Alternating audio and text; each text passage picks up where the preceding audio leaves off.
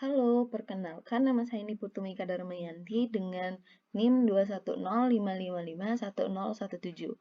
Nah, di sini saya akan menjelaskan bagaimana algoritma Dijkstra ini bekerja. Kita bisa lihat pada graf ini adalah merupakan sebuah graf yang memiliki bobot pada tiap sisi itu sebagai jarak, serta simpul acuan yang diibaratkan sebagai titik awal dan juga titik akhir.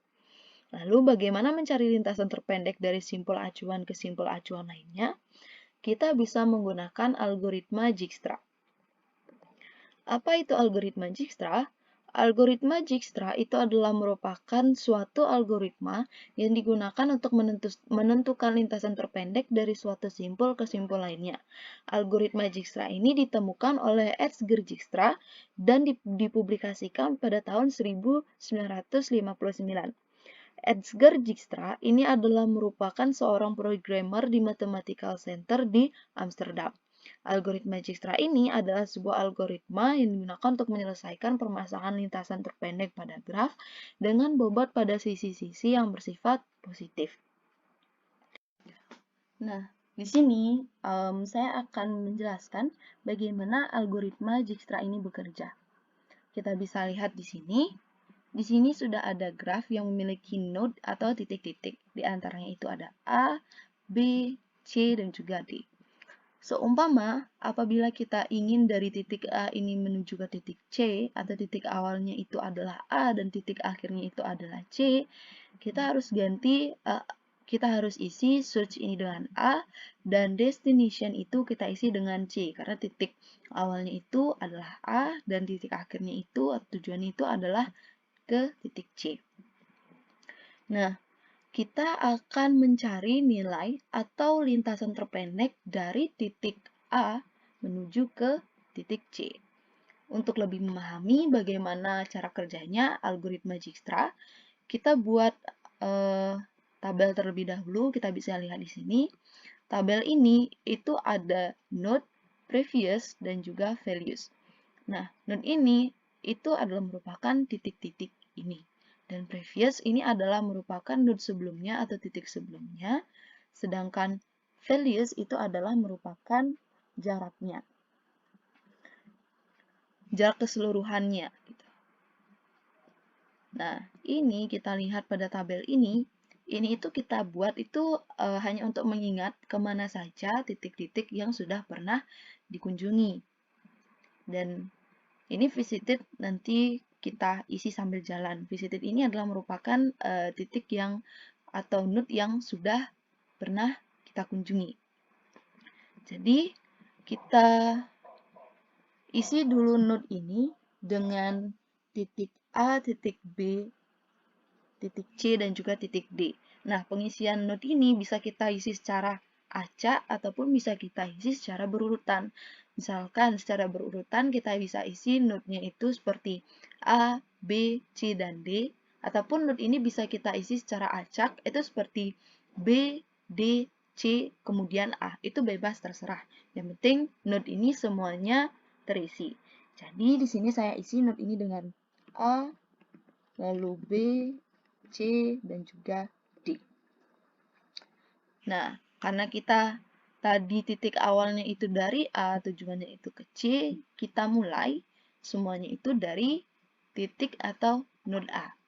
Previous itu kita isi dengan A, dan values-nya itu kita isi dengan 0. Kenapa ini previous-nya kita isi A dan values-nya kita isi dengan 0? Karena A ini itu pertama, dia akan melewati dirinya sendiri. Makanya previous-nya itu kita isi A dan values-nya itu kita isi 0 atau jaraknya kita isi 0. Lalu selanjutnya, kita lihat A ini dia memiliki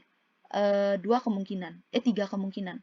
Antara dia ke A ke B, A ke C, ataupun A ke D. Kita lihat di sini. Kemungkinan itu kan ada 3. Kita isi di sini, di search-nya, node A, node A, node A. Kita lihat kemungkinan yang pertama, itu ada A menuju ke B. Nah, di sini kita isi previous atau node sebelumnya itu kan tadi A, ya kan? Menuju ke B. Nih, previousnya itu A dan menuju ke node B. Kita lihat A menuju ke B itu values-nya berapa? Jaraknya berapa? 1. Kita isi di sini dengan 1 dulu. Lalu selanjutnya kemungkinan yang kedua, A itu menuju ke node C. Nah, di sini kita isi previous sebelumnya itu adalah A, karena node sebelumnya itu adalah A. Nah, kita lihat. Di sini A ke C itu values-nya berapa? 2. Kita isi di sini values-nya 2. Lalu selanjutnya, kemungkinan yang ketiga itu A menuju ke D. A melalui D. Kita isi di sini previous atau node sebelumnya itu A. A ke D itu jaraknya berapa? Jaraknya itu ada 2. Kita isi dengan 2. Lalu, pada tabel ini, untuk mengingat kemana saja A ini sudah pernah kunjungi, kita isi destinasi yang pertama itu tadi kemana saja A-nya. A-nya kan tadi ada 3 kemungkinan, antara A ke B, A ke C, A ke D. Jadi kita isi destinasinya itu A ke B, A ke C, dan juga A ke D. Nah, ini real path-nya itu adalah AB atau jarak keseluruhannya. Real path adalah AB, di sini ada AC, lalu ada AD. Jaraknya berapa? A ke B. Tadi A ke B itu jaraknya adalah 1. Kita isi di sini dengan 1. Lalu selanjutnya di sini real path AC itu jarak dari A ke C itu berapa? Tadi A ke C itu 2 kan? Kita isi dengan 2 di sini. Lalu di sini berapa tadi real path AD-nya? Tadi jarak antara A ke D itu kan 2. Kita isi di sini dengan 2. Selanjutnya, itu karena A ini sudah melalui dua kemungkinan, kemungkinan kemungkinan A ke B, kemungkinan A ke C, ataupun kemungkinan A ke D, kita tandai A di sini sebagai visited. Ya, kita tandai sebagai visited atau bisa kita di sini isi dengan warna kuning. Kenapa kita tandai sebagai visited? Karena tadi kan kita dari A ke B kan. Selanjutnya ada B itu bisa ada dua kemungkinan antara B ke C dan B ke D. Nah, B ke D ini setelah dia melalui D ini kalau misalkan A ini tidak ditandai sebagai visited, D ini akan kembali lagi ke A gitu. Jadi A ini harus kita tandai sebagai visited agar A ini tidak dikunjungi lagi. Lalu selanjutnya kita tidak bisa menentukan bahwa kita itu sekarang berada di A atau di D. Karena A dan D ini itu dia tidak mewakili keseluruhan jarak gitu. Jadi A dan D ini dia tidak mewakili keseluruhan jarak, makanya kita tidak bisa menentukan jarak mana yang terkecil dari hanya dengan melihat titik A ke B, A ke D, ataupun A ke C. Karena ini B dan D ini dia tidak mewakili nilai atau jumlah dari keseluruhan jarak seperti itu.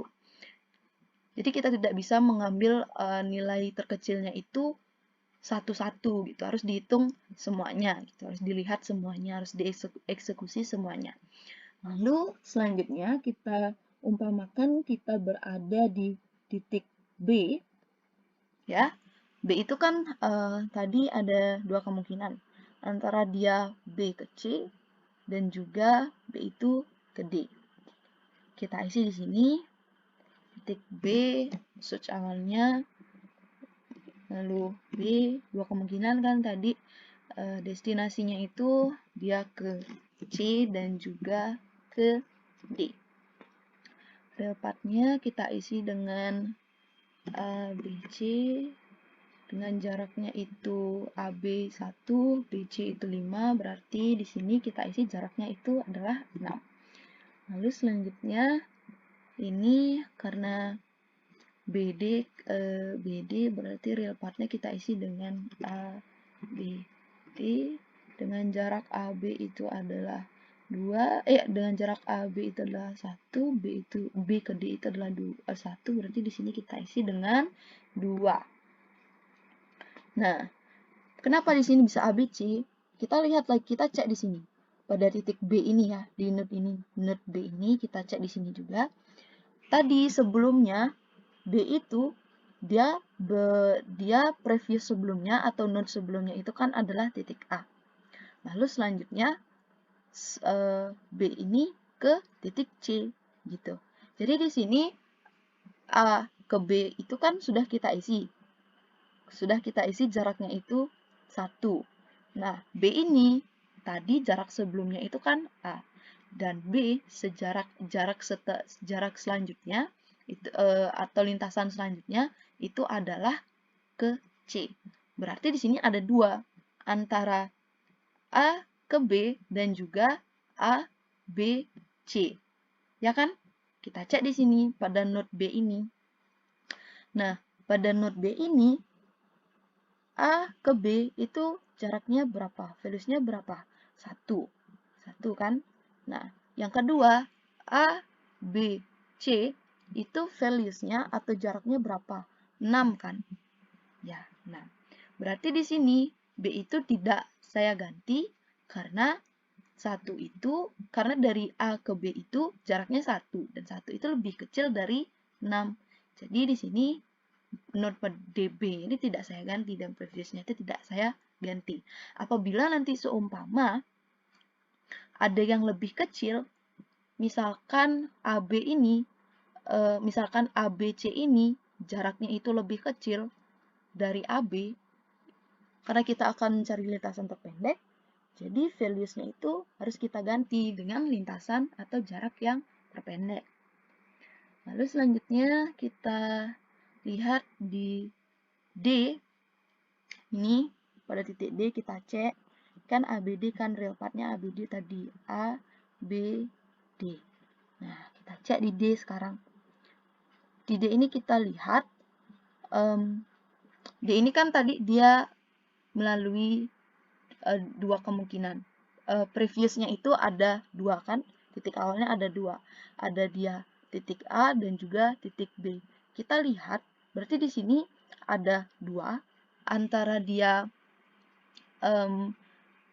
B ke D dan juga A, B, D. Nah, kita lihat B ke D itu dihitungnya kan dari A, B, D. Ya kan, tadi karena jarak A karena tadi B itu dari titik A. Jadi kan dihitungnya A, B, D. Nah, AB itu adalah 1, B, D itu adalah 2. Kita lihat di sini D. D tadi itu kan juga titiknya itu kan dari A kan. A ke D itu 2. Jadi di sini D itu tidak saya ganti karena nilainya sama, 2 gitu. Lalu selanjutnya tadi kita di titik B, sekarang kita tandai dulu ya titik B ini sebagai visited agar B ini tidak dikunjungi lagi. Kita tandai, kita isi di sini agar kita ingat B. Lalu selanjutnya karena A dan B ini sudah dikunjungi, lalu ada titik D dan juga C, ya kan? Kita lihat D ini kemana aja kemungkinannya. Karena A dan B itu sudah ditandai, berarti D ini kemungkinannya dia ke C. Kita isi di sini. Titik D, destination-nya itu ke C. Real part-nya berarti dia ADC. Dengan jaraknya A ke D itu adalah maaf nih, ADC. Ya benar. Dengan jaraknya A ke D itu adalah 2 dan D ke C itu adalah 5. Berarti kita isi di sini jaraknya adalah 5. Nah, D ini kita lihat lagi. D ini kan tadi titik awalnya itu kan A. Nah, sekarang dari A ke D lalu ke C. Berarti ada 2 kan? Antara dia A ke D lalu A, D ke C. Ya, kita lihat di sini di note D. Mana lebih kecil dari A ke D atau A ke D ke C? Pasti lebih kecil 2 kan? Nah, jadi di sini note-nya itu karena karena A ke D itu lebih kecil, jadi values-nya di sini jaraknya itu tidak saya ganti. Karena ADC itu jaraknya lebih besar. Seperti itu. Jadi di sini karena D itu sudah mengunjungi kemungkinannya, mengunjungi lintasannya, jadi D ini kita tandai dengan visited. Sebagai visited, kita tandai D ini sebagai visited. Selanjutnya, karena A, B, dan D ini sudah ditandai sebagai visited, berarti tujuan terakhir kita itu adalah C. Betul kan? Ya, C tujuan terakhir kita. Udah mentok nih dia. C kan? Berarti karena C ini yang terakhir, kita tandai C ini sebagai visited. Note-nya di sini kita ganti dengan warna kuning. Nah, kita harus tandai C ini adalah C yang terakhir. Jadi, kita bisa lihat di sini, ini itu adalah merupakan lintasan atau jarak terpendek dari titik A itu ke titik C. Jadi, ini itu jarak yang terpendeknya. Baik, sekian yang bisa saya sampaikan. Apabila saya memiliki kesalahan kata ataupun kekurangan materi, saya mohon maaf. Saya ucapkan terima kasih dan sampai jumpa.